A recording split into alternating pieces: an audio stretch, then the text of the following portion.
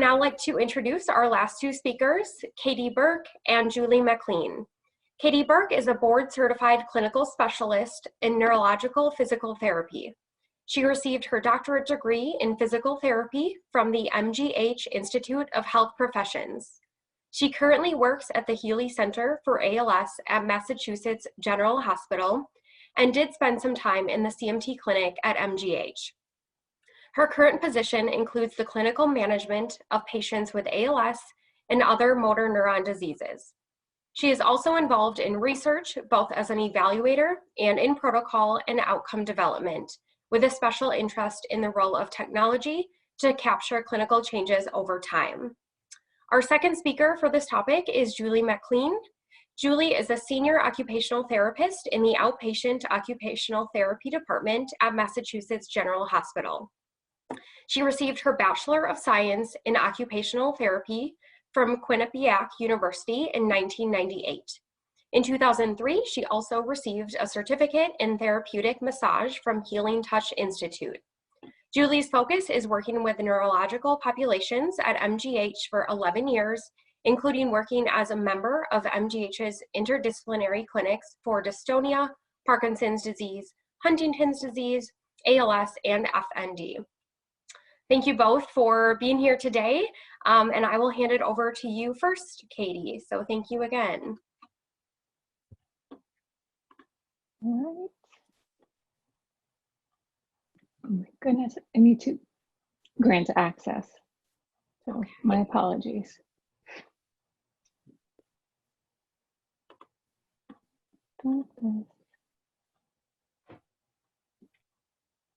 Julie, are you able to share since mine is not letting me?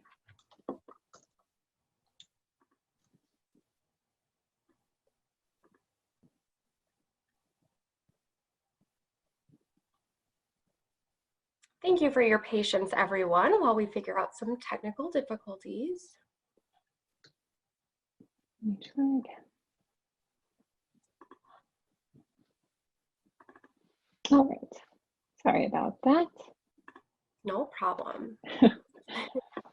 Oh, thank you so much for having both of us. And I think this actually goes very well after the last talk, because really our goal in PT and OT is to help people stay independent, to optimize their mobility and ability to function while living with neuromuscular disease. And this role will continue to evolve as different treatments emerge. So it's an exciting time to be working with patients with neuromuscular diseases. So I'll start off talking more about physical therapy. There is a lot of overlap with PT and OT, so you might notice that I'll skip over some things that PT can and does help with and leave that for Julie, and kind of vice versa as well. Start off just simply, what is physical therapy? Is skilled treatment that helps people regain or maintain functional mobility. And really, we're movement specialists, and our goal is to improve and optimize quality of life through prescribed exercise, different treatments, education, hands-on treatments, equipment recommendations. And we work with other team members to optimize function and participation in life roles. And Julie is involved in many, many clinics. I do spend most of my time in the ALS clinic now, but these are large teams and we all work together to really treat the individual as a whole. The PT evaluation, really we want to get to know who you are and what the patient's goals are. So we'll discuss the patient's current status, previous status, home setup, and then goals. What is that person hoping to get out of PT or OT? Is there something specific that they came to work on? Is it just general conditioning? Oftentimes it may just be one task, and that's good for us to know, so we're not wasting your time working on what we believe the goals are. But we tend to look at mobility. This can be bed mobility, transfers, walking, wheelchair mobility, stairs, and then if there are limitations there, is it coming more from strength, range of motion, muscle length, motor control, coordination, posture, balance, etc. We look at all of these to figure out, what do you come to the table with, what may be lacking either due to the disease or otherwise, and then make a plan with you of how we can hopefully improve things for you. The treatment plan can include a number of things. Again, this is based on the patient's goals and difficulties identified in the evaluation. Should always include education, often includes stretching and range of motion to maintain at least functional range of motion in all the joints. Functional exercises, aerobic conditioning, all the mobility, bracing becomes quite important. The home assessment was previously typically done by home PT or OTs, but now I know some outpatient clinics can actually do it virtually, which is pretty nice as long as you're in state. There are definitely some licensing restrictions there, but it is a good way to bring your outpatient therapist into your home if they're able to do virtual visits. Activity modification, so this would be either changing the way that you do things or giving you different equipment to help you do things to allow you to continue to do the tasks that are important to you. And then positioning, wheelchair and seating are other things. Exercise is probably the biggest thing that I get asked about, and the question is, should I be exercising? What should I be doing? And we have found that exercise is beneficial for people living with neuromuscular diseases. It helps maintain cardiopulmonary fitness. It does help prevent joint stiffness and contractures. It can assist with edema management, and it can help keep unaffected muscles healthy and strong. The recommendations on how much and what to be doing will really be based on the individual, what they bring to the table, what disease they're coming with, their disease progression, and how they're tolerating different activities. So without meeting the person, I cannot give specific recommendations, but we do recommend exercise. And I often tell people that we don't want you losing strength from not moving. If I were to sit around and not exercise, I will get weaker.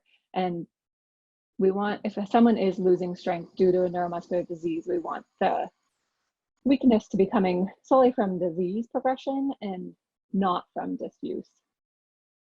Different types of exercises, stretching, range of motion exercises, aerobic conditioning, resistance training, balance and breathing exercises.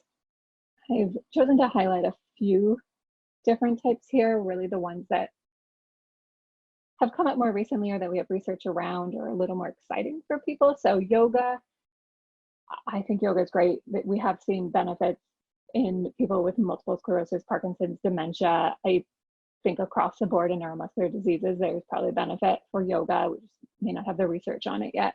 It can help with improved postural control, flexibility of both mind and body, relaxation, which can be huge for people with neuromuscular diseases, decreased anxiety and stress, and it may help improve balance and decrease risk of falls.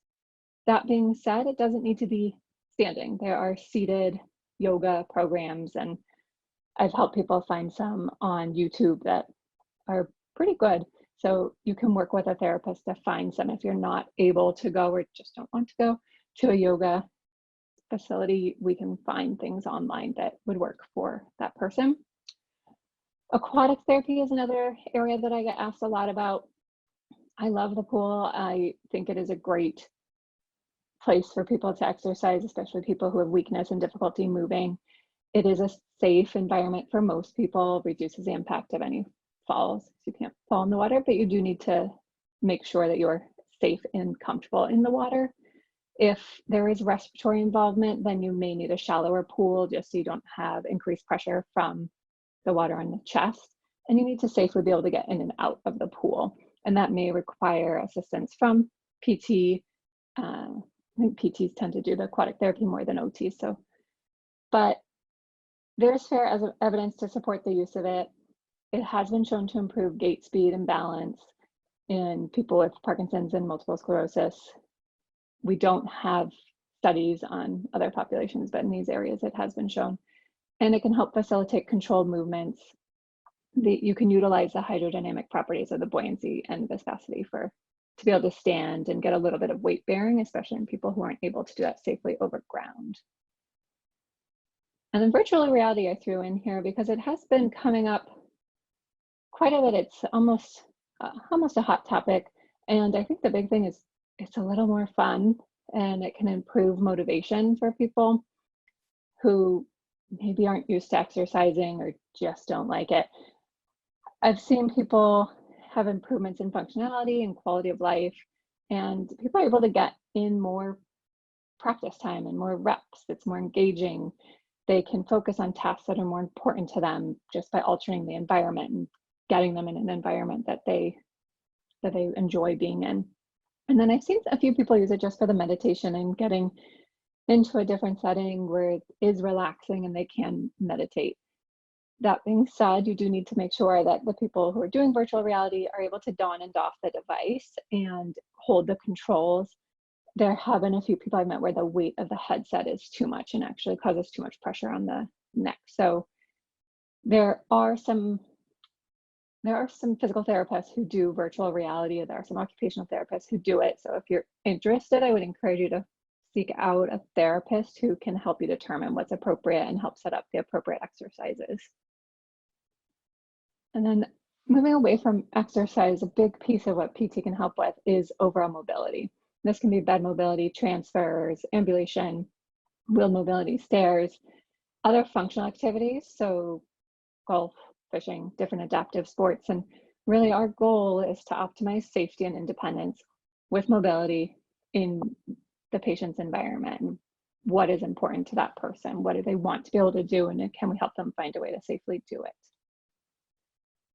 Ambulation is probably the area that we spend the most time in outpatient at least, and gait training with different devices. If someone starts using a cane or walker, is it sized appropriately? Are they using it the correct way? Because the last thing we want is for their equipment to actually cause a fall.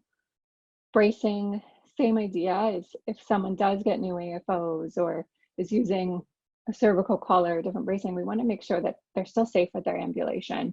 And learning how to have the AFOs, learning how to use them so that they're not creating different altered gait patterns that cause secondary issues, hip pain, back pain. And often it doesn't take a lot of sessions for training with new braces. And then there are alternatives to walking. So for some people, a scooter or different wheelchairs may be appropriate, and PT can help make those recommendations. Bed mobility, I think, sometimes is overlooked until it really becomes a problem. The PT can make this easier even early on to make sure that someone is efficiently getting in and out of bed. There are different beds. Their adjustable beds are becoming quite common now because they're more affordable. Hospital beds, there are many options for mattresses and overlays, and deciding, weighing what you need from it. Do you need more pressure relief, or do you need something more firm that's easier to move on? Can be something that PT can weigh in on. Different positioning to improve comfort. Sleep is so important that if you're losing sleep, PT should be involved to see if it is a positioning issue and if there's something that we can recommend to help improve sleep. And then there are different ways to improve mobility and make it easier to get in and out of bed, to shift in bed, use of bed rails, leg lifters, choosing sheets and bedding. So silk or satin sheets may be easier to move on because you can slide on them, but they may also be too slippery for some people. And then there are different transfer sheets for caregivers, and PT can help, OT can help train patients and caregivers on how to use the equipment. And then I skipped over transfers. I will let Julie dive deeper into transfers. But leisure activities, again, there's a large overlap here with OT, but it's an important piece, is what's important to the person living with a neuromuscular disease. If gardening is important, but they're not safe to do it in the way that they were doing it before, then we can help them look for other equipment, and might be using kneelers or raised garden beds. And for some people, it's even finding other people to garden with who can do more of the manual labor with it. Similar idea for the golfing and reading. Adaptive sports, there's a lot of options for adaptive sports. And if it's something that you're interested in, then I would definitely look into local programs for that. And then accessible travel, making sure that people who want to travel for vacation, travel for family, whatever the reason, work, that they are able to do it safely and comfortably.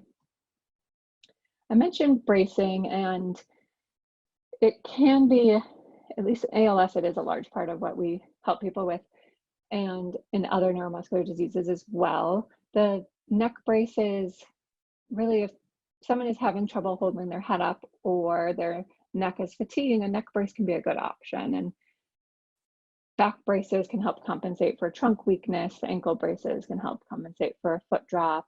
Then there are resting foot splints to help maintain range of motion at the ankles. If you have tight ankles, it makes it very difficult to stand.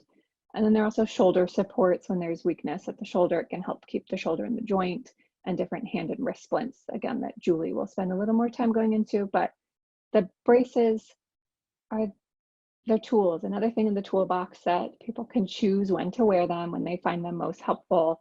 Donning and doffing can be an issue. So some people may only be able to wear them when they have someone to help them don the brace. That is something, again, that we can work with. And sometimes, especially OTs can help with different closures for the braces and make it easier for people to don and doff these. Pain management. If someone has pain, it's going to limit everything that they're doing. So PT and OT should be involved in pain management. Are there different interventions that we can do that can help, relatively simple interventions that we can recommend to help improve comfort? And it can be stretching, different positioning, cushions, different overlays for the bed. If it's joint pain, do we need to do some pressure relief or bracing taping to help hold a joint in its proper position? And then some PTs do dry needling, which can be helpful in releasing some of the trigger points. There are specialty clinics. So if someone's in need of a wheelchair seating evaluation, there are PTs and OTs who specialize in this and work in a wheelchair and seating clinic. Driving assessments are often done by OTs. Pain clinics, where you have a complete team to help figure out the best plan for managing pain. And then assistive technology clinics, which Julie will spend a little more time going through. So in summary, how can PT help? And really our goal is to optimize mobility, help with pain relief, optimize your strength and endurance, and really minimize exacerbation of symptoms. We don't want any secondary impairments if we can avoid them. And it all comes down to improving quality of life and function. We can also look for different outside resources, such as support groups or the adaptive sports that I mentioned. And when is it appropriate to see PT? Really early on, to establish a good relationship with someone that you trust. And then if you're stable and don't have any issues, intermittent tune-ups may be appropriate. But if the person is having difficulties completing bed mobility, transfers, walking, wheel mobility, stairs, or if there's pain or any new issue, then seeing PT and OT to help manage these is appropriate. And there are different settings. So inpatient, outpatient, home care, depending on what works best for you and where you are. And again, there are virtual options that have really grown throughout the pandemic. And most of these, all that I know of, you do need to be in state with the therapist who's doing the virtual visit. I will stop there and let Julie take over. Great. Thanks, Katey. So now we're just going to talk about occupational therapy and neuromuscular disease. So what is occupational therapy? It's skilled treatment that help people regain function with activities of daily living, or as we like to call them, ADLs. And one thing in OT that kind of sets us apart a little bit sometimes from PT is we really use those activities of daily living to help people function at the highest level possible so that they can maximize and rebuild their independence. And, we may see that PT focuses a lot on mobility and the gross motor aspects of therapy, where OTs really look at those activities of daily living and maybe even some fine motor issues.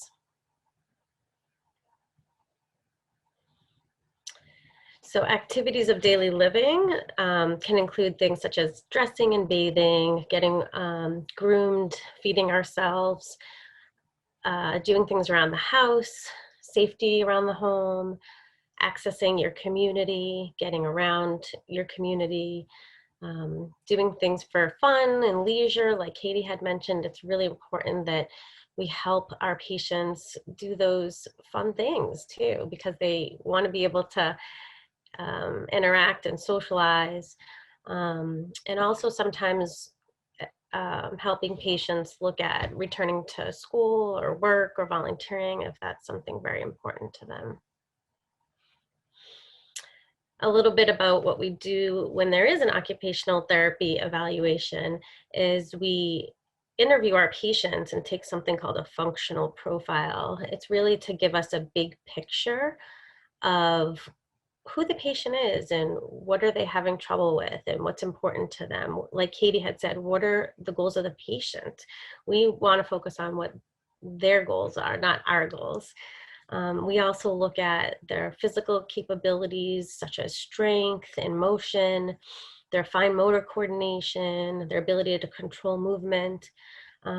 We really also are assessing somebody's cognitive and thinking skills, which I think is sometimes can be important, especially if we're trying to train somebody how to do an exercise or use a piece of equipment. We want to make sure that they can remember how to do that or figure it out on their own, or did they need support? We assess patients' emotional well-being and try to make sure that we find things that can support that within an OT's realm, and their social interactions. You know, what are their things they like to do for fun? What are their supports at home or in the community? And once we're finished with the evaluation, we really want to take all of the information that we gather and figure out what are those difficulties that people are having and are impacting their ability to complete those activities of daily living, those functional activities within their day. And as Katey mentioned, you know, a treatment plan can include a variety of things, but I think OT, our big focus is really training specific activities of daily living, whether it be dressing, feeding themselves. A lot of patients with neuromuscular disease, that's very important to them, and that's often a goal that we're working on. But we also do, you know, training home exercise programs for stretching or strengthening and safety within the home modifications, splinting, and exploring different adaptive equipment, which is, again, a big area for occupational therapy and neuromuscular disease. And so, like I had said, training activities of daily living and using adaptive equipment is a big area that we focus on. And so one area that often comes up is self-feeding, and patients want to be able to continue to do that for a long time. And so if it's difficult, there's so much adaptive equipment out there, it can be overwhelming to patients. And so I think that OTs are really helpful in deciding what works best and trying it out in the clinic, because you could spend a lot of money on things that really just get in your way. So for example, here we have, you know, example of something called a giraffe bottle. It's this large bottle with this really flexible straw that can be accessed if you may not have the ability to pick up a glass and drink it with your hands. Different feeding equipment such as plate guards that go around your plate to help keep the food on the plate if you're only using one hand to kind of scoop with your fork or spoon. Large gripped foam tubing that you can put on different utensils, rocket knives that you can use just with one hand. Different types of universal cuffs are out there. I really like the Easy Hold universal cuff. There's various sizes and it fits different hand sizes as well as tools. So that's why I kind of added this one in the picture here. And you know, again, there's so much equipment out there. It's very helpful to have an OT there to have you try it right there in the clinic. And here at Mass General, we're lucky to have a lot of this for patients to try out and try to keep it low tech, as I like to call it. Keeping in with the self-feeding and kitchen items, often patients will struggle opening jars and packages. And so again, there's lots of different jar openers out there. And I like these here in this picture. There's something called a 5-in-1 and a 6-in-1. It does 5 different things and 6 different things with regards to opening jars and bottles and tabs. And so we can practice with those in the office and try them with patients. There's one-touch can openers that are helpful. This one here in the picture is called the Kitchen Mama electric can opener. It's pretty easy to use, but it is a bit heavy, I have to say. So again, when we're looking at equipment for patients, that's something that I often try to take into consideration, the weight of items. So if I'm just going to skip over to the scissors in this picture, these are called loop scissors. They're quite lightweight, but they're really helpful because you don't need much strength to use them, and they're great to open, like those little packages you have to try to tear open with your fingers that sometimes can be a challenge for our neuromuscular patients.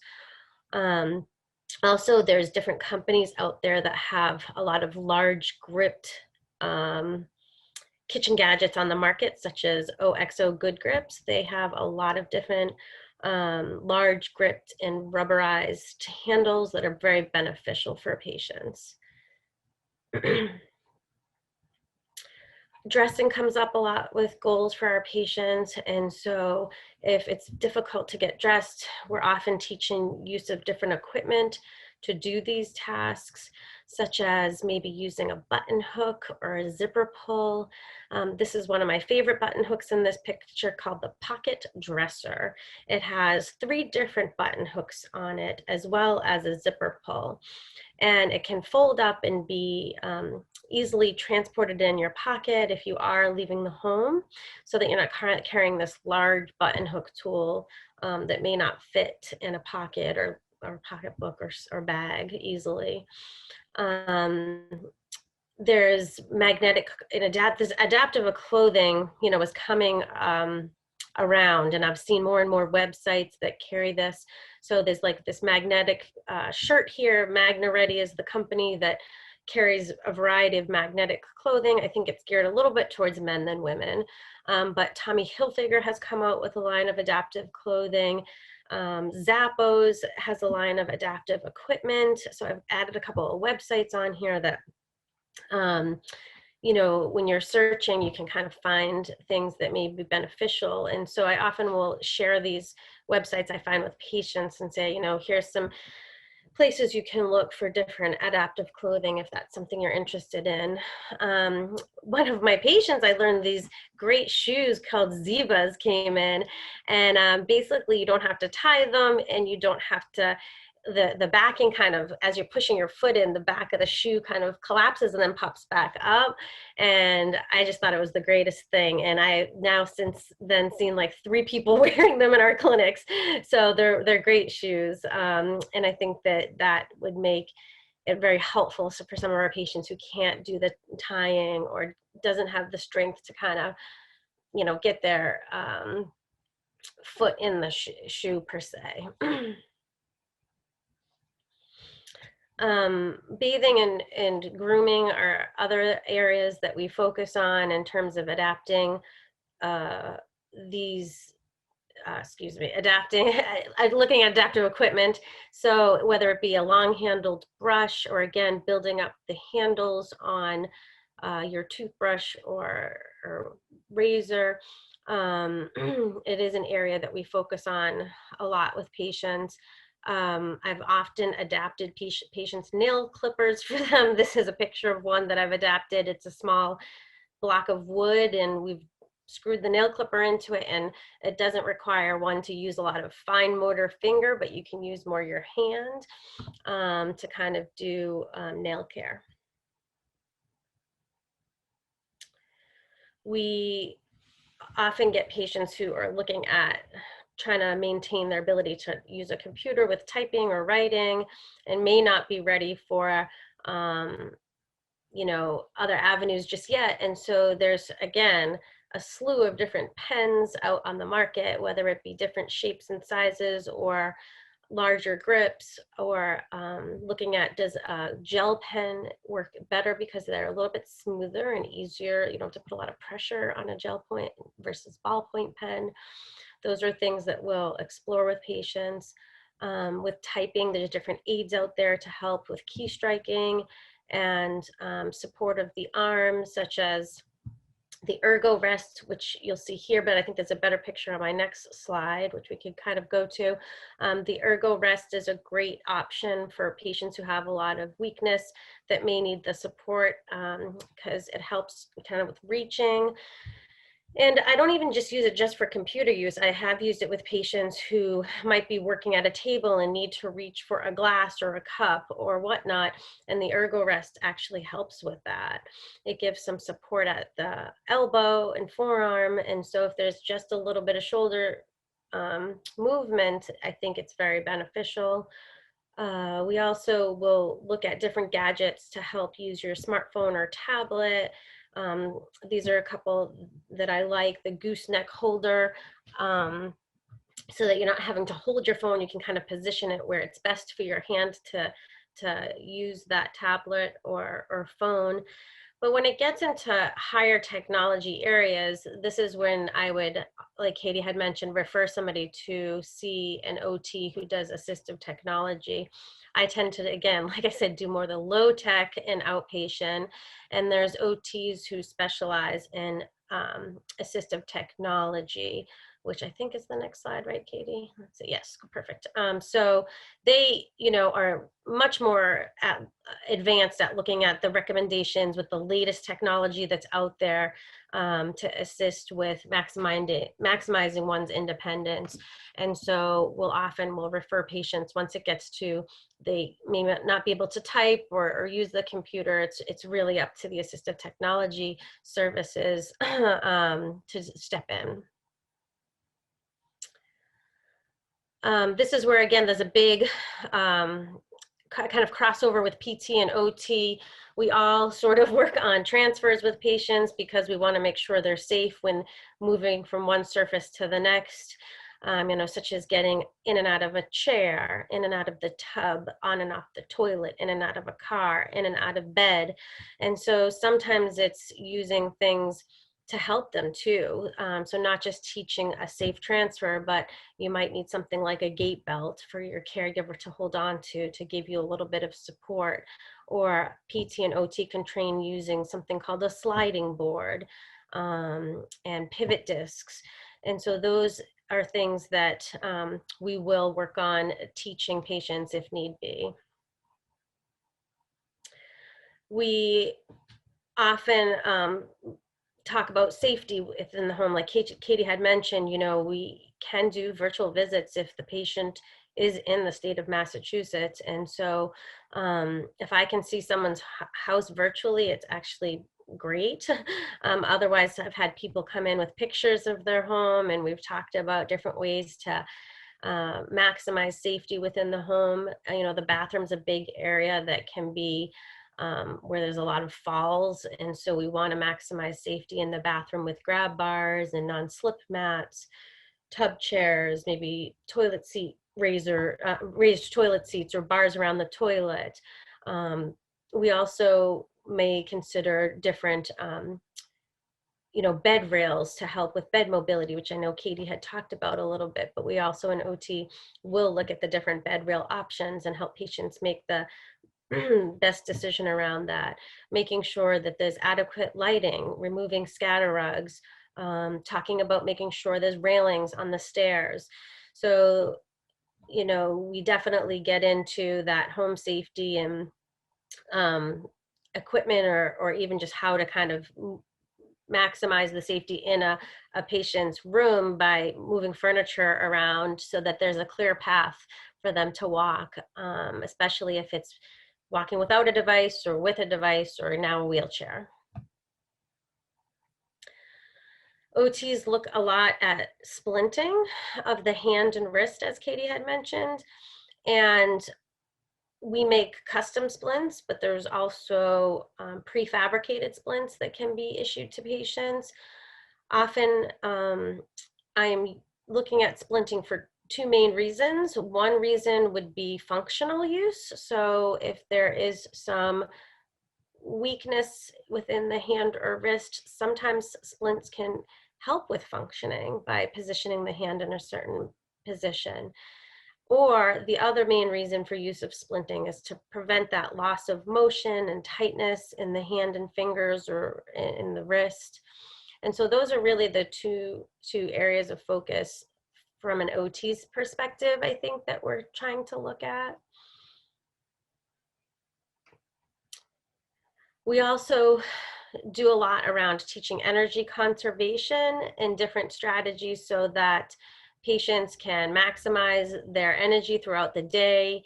We might look at their schedule and say, well, what are you doing from morning to night, and how can we balance it better so that you're conserving energy and really being able to participate in everything that you want to do throughout the day.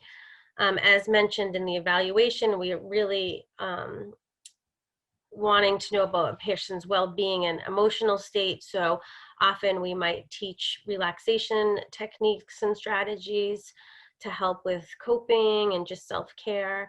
There's also, again, so many different apps and videos out there that can also help patients. So we will kind of search through and see like which one matches that person best, and maybe even practice it together in the office. Looking at additional ways for support outside of therapy. So as Katey had mentioned, there's so many programs now that do adaptive sports and recreation programs. So helping patients find the one that's right for them, or, support groups also, where are they and which ones might be right for you. Again, I think, Katey had mentioned this, but same thing, when it's appropriate to see an OT early on to establish a rapport with that OT, and before things become too difficult. It's often helpful to kind of just get started and knowing your OT and trusting them, and having, again, knowing that you can always go back to them or ask them the questions that you have, even if you don't have a visit. And then also, if you are having difficulty completing your daily activities, we often can find ways that you can continue to do those things if it's important to you. And as with PT, OT also does work in inpatient settings and home care. We, an outpatient, as like I am, and do some virtual visits if you're in the state of Massachusetts. So thank you all for listening to Katey and myself. And if there's questions, we're happy to answer.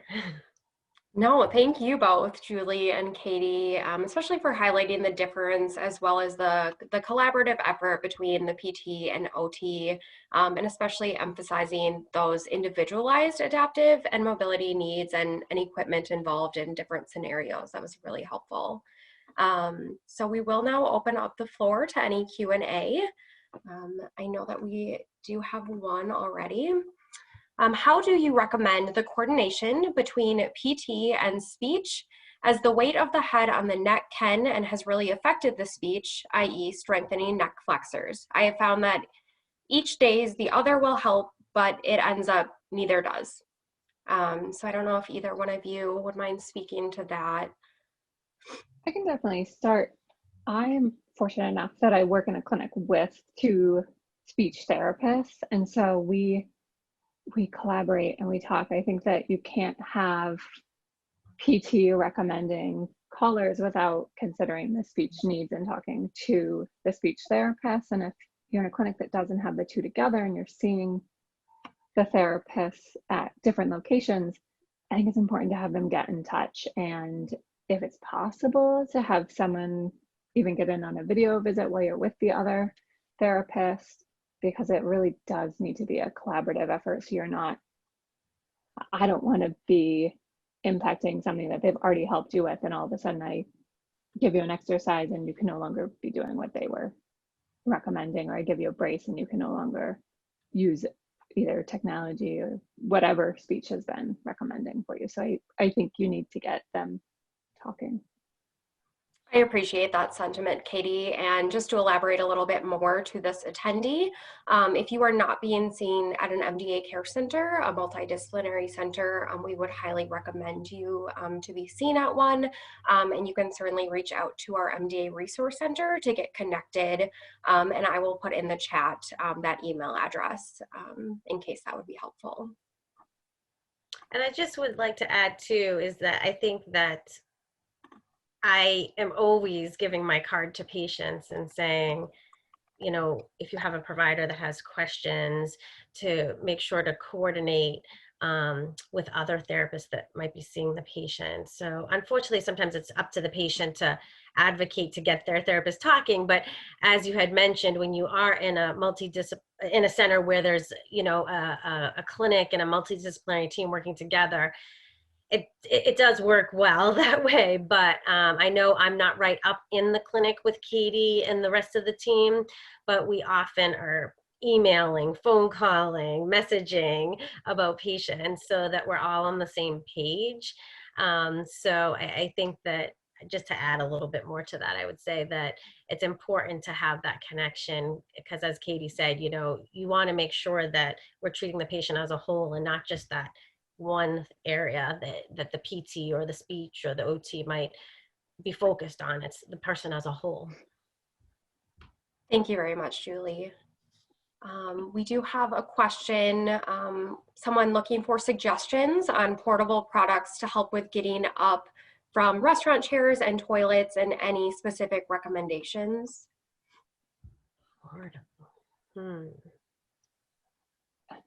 That's a great question. I'm trying to think. It is a good question. My head, something that's easily portable, I guess. I know. I've been asked this a few times and I have not come up with good solutions. There are the toilet seat risers. Some of them come with handles. That is not going to be portable, but there are some that are just a riser and tend to be softer. It's not small, but if you can throw it in a plastic bag and a bag, I know some people have traveled with those. It is not the best answer, and I know that. The same with the cushions. Like, if you need a cushion to cover the seat to give you more rise at the restaurant, it's not going to be small, but if you can throw it in a bag, it may be easier to travel with. So I know those are not great answers.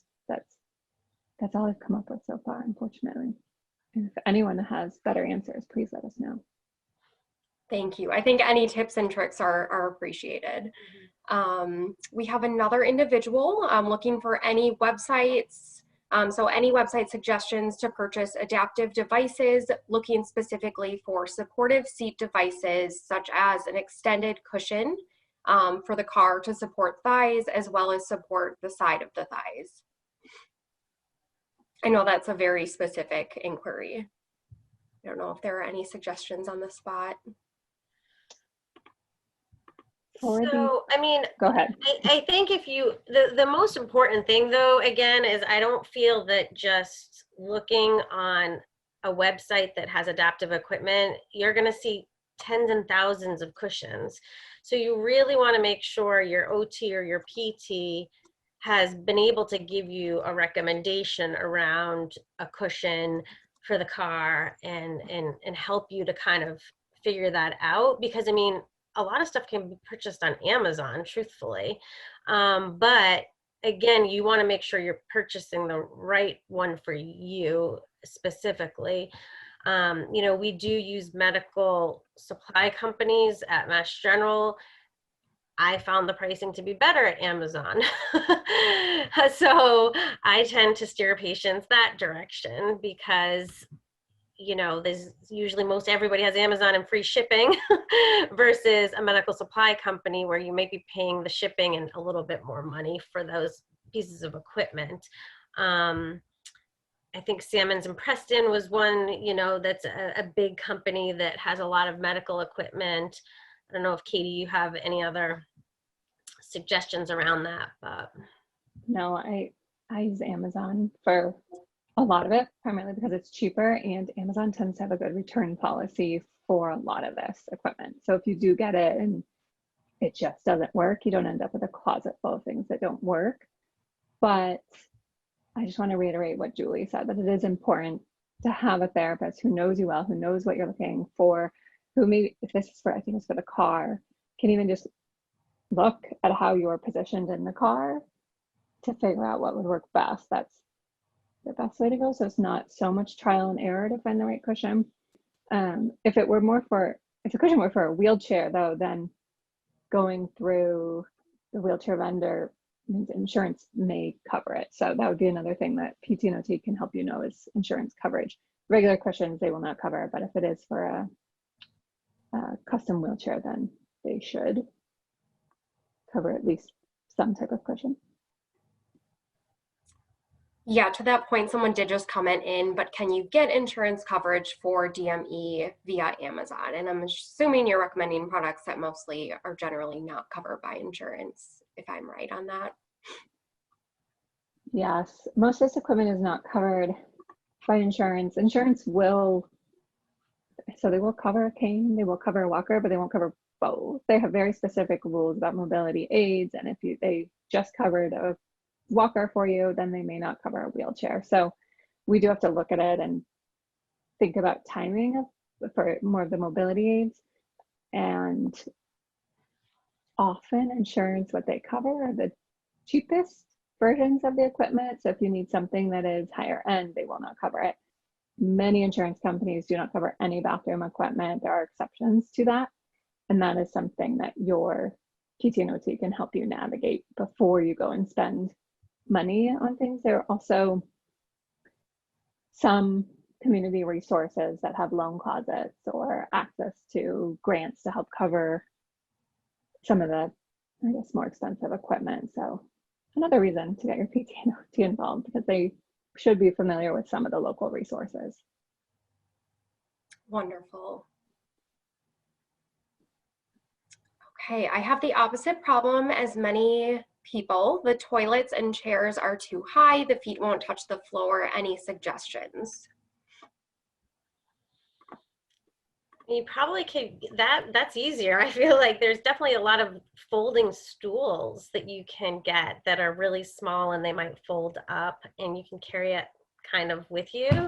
That might be a little bit easier, and then you can prop your feet up on it. Yoga blocks is another thing I've used with patients. Absolutely. Get creative. Yes.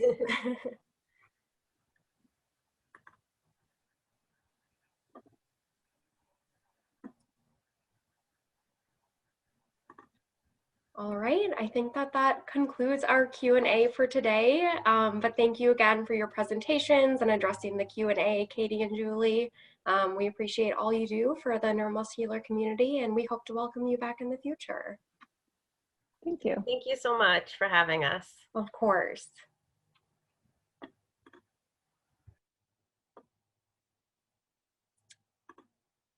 Okay, this concludes our seminar for today. I want to thank all of our presenters for their time, as well as our supporter, Genentech.